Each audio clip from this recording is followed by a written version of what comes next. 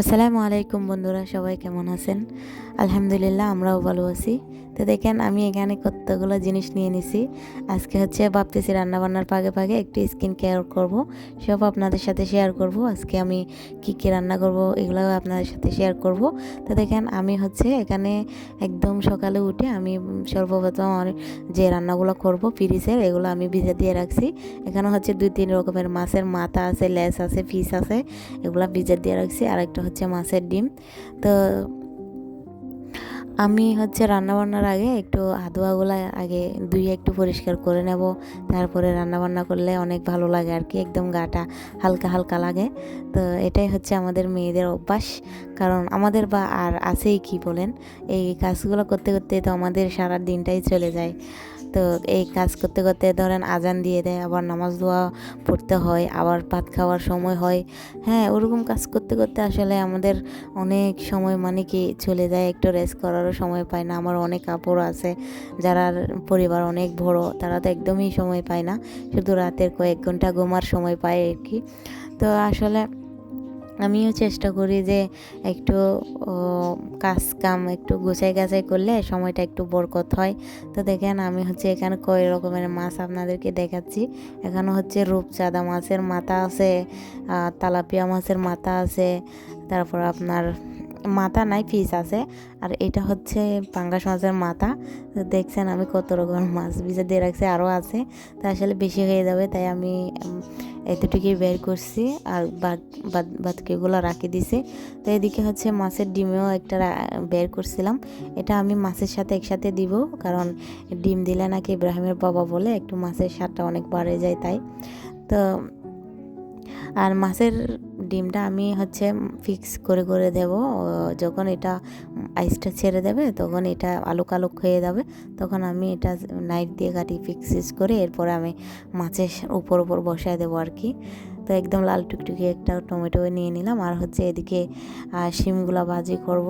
আসলে শিম তো অনেক রান্না করে খাইছি, যেগুলো আছে এগুলা ভাজি করে ফেলবো। তো আমার শিম ভাজি অনেক ভালো লাগে আসলে, একদম সবুজ কালারটা রাখলে অনেক সুন্দর লাগে দেখতে। তো আমি এদিকে পেঁয়াজ রসুন সব কিছু নিয়ে নিছি। আর দেখেন, এদিকে ডিমগুলো আমি ফিক্স করে কাটিয়ে নিছি, এই যে এত বড় বড় করে। আমি রসুনগুলো আগে একটু তেতলা করে নেব, রসুন আর আদা। তো আসলে তেতলা করে দিলে আমার মানে স্মেলটা অনেক ভালো আসে আর কি। রসুন একটু তেতলা করে দিলে, কুচি কুচি করে দিলে কেমন জানি লাগে, আমার লাগে না, ভালো লাগে না। তেতলা করে দিলে স্মেলটা অনেক ভালো আসে। তো দেখেন, অনেক সুন্দর করে একদম তেতলা করে ফেলছি। আমি এদিকে চুলার মধ্যে প্যান বসাই দিয়েছি, এখন আমি দুটোটাতে একসাথে আমি কষাই ফেলবো।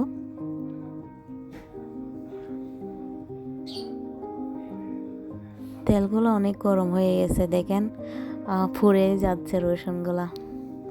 সমস্যা নাই, রসুনের ঘ্রাণটা আমার অনেক ভালো লাগে।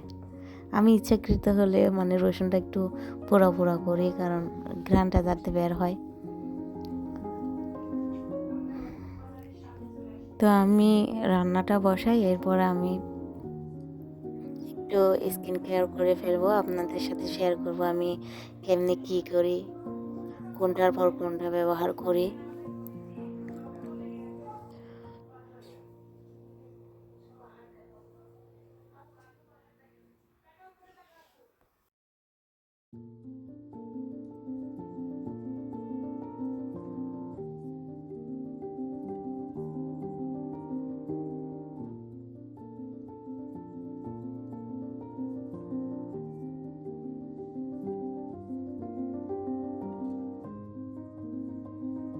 আমি আগে মাছের ডিমগুলো একটু কষাই ফেলবো, কারণ মাছের ডিম অনেক শক্ত থাকে, মাছের থেকেই শক্ত। আর এগুলো নরম করতে করতে আমার মাছগুলো ভেঙে যাবে, সেজন্য মাছের ডিমগুলো কষাই, এরপরে আমি যখন এগুলো হয়ে যাবে, সিদ্ধ হয়ে যাবে, মাছগুলো দিয়ে দেব। আমি টমেটো একসাথে দিয়ে দিচ্ছি, কারণ টমেটোর থেকে একটু রস বের হওয়ার জন্য।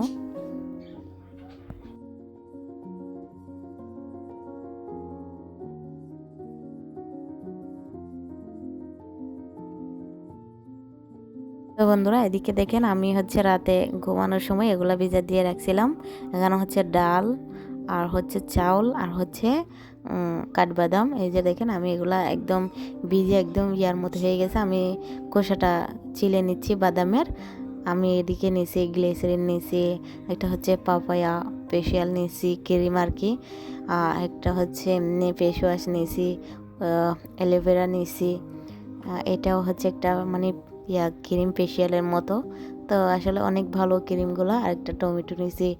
তো আমি সব আপনাদের সাথে শেয়ার করব। আমি হচ্ছে এগুলো আগে একটু ব্লেন্ডার করে নেব। এখানে হচ্ছে আমি একটু টুকরা মতো আলুও দিয়ে দিছি।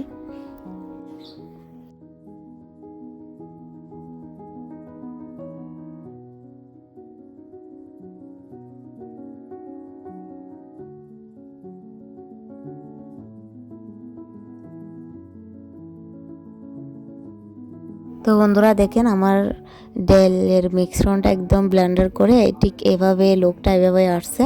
আমি আপনাদেরকে দেখাচ্ছি কিভাবে আপনারা স্কিনে লাগাবেন। এভাবে একদম আলতো আলতো করে মানে একটু করে লাগিয়ে এরপরে বেশি বেশি করে মুখের মধ্যে লাগাই দিবেন ভালো করে। একদম শুয়ে থাকবেন, নাইলে পড়ে যাবে জড়জড়ে। আর এখানে আপনারা চাইলে একটু লেবু রস দিতে পারেন, নাইলে একটু মধুও দিতে পারেন, অ্যাড করতে পারেন।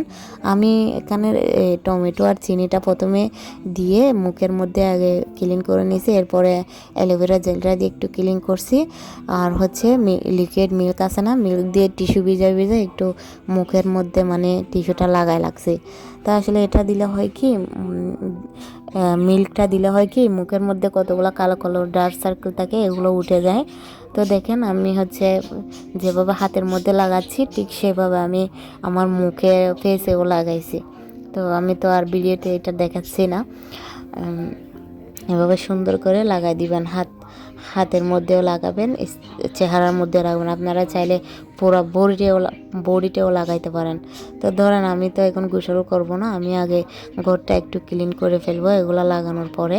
তো এগুলো এখন লাগাই দিয়েছি, হাতেও মুখেও লাগাই দিয়েছি। আর হচ্ছে এখন যেটা দেখাচ্ছি এটা হচ্ছে একদম সবার লাস্টে এটা আমি লাগাই দেবো। এটা দিলে একটু জ্বলে, আবার জ্বলার পরে একটু ঠান্ডা ঠান্ডা ভাব লাগে। এটা অনেক ভালো একটা ক্রিম, কোনো সাইড এফেক্ট নেই আমি যেগুলো দিচ্ছি এগুলাতে। তো দেখেন আমি হচ্ছে মুখের মধ্যে ক্রিম লাগাইছি, আমার একদম শেষ পর্যায়ে প্রায় 10 মিনিট মতো রাখতে হবে, যেটা লাস্টে লাগাবো বলছি সেটা। এখন আমি সেই ভাগে একটু ঘরটা মুছে নিই। আমার স্কিন কেয়ার হয়ে যাচ্ছে, আমার ঘরের কাজও হয়ে যাচ্ছে। তো বন্ধুরা আপনারা দেখিয়েন এভাবে সময় কিভাবে মানে বরকত করা যায়, যে কাজের ভাগে ভাগে নিজেরা একটু স্কিন কেয়ার করা, নিজেরা শরীর চর্চা করা, এটাও চাইলে আপনারাও পারেন এভাবে। তো বন্ধুরা ভালো থাকবেন, আল্লাহ হাফেজ। আজকে এই পর্যন্ত, আসসালামু আলাইকুম।